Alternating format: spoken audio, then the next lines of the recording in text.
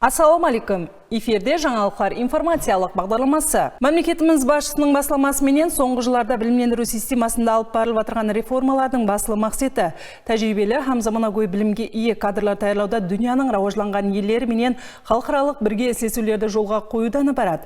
Осы бағдарда Абдулла Аблани атындағы педагогикалық шеберлік Милли институты һәм Францияның абыройлы білімдендіру орай арасындағы меморандумға муафық 50 өзбекстанлы педагог қызметкерлер Францияның Ницца қаласында тәжірибе арттырмақта. Олар арасында Қарақалпақстан Республикасы педагогикалық шеберлік орайы қызметкерлері де бар. Назеріңізге ұсынбақшы болып отырған қазіргі мобиль интервью Франциядан таярланды.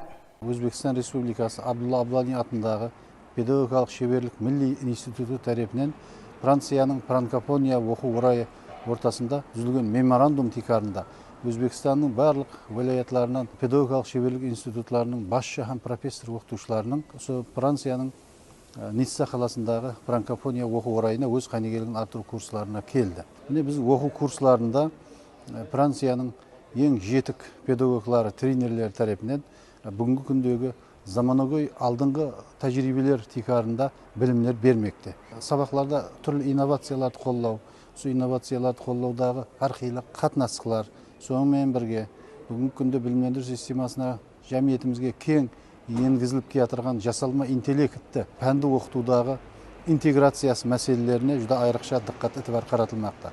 Сонымен бірге класты басқару, оқушылардың сабаққа қызығушылығын күшейту, олардың диққатын жәмлеу мәселелері бойынша да алдыңғы халықара тәжірибелерден біздерге көп қана мағлұматтар беріліп, оқулар сондай дәреже мазмұнлы һәм қызықарлы болып өтпекте.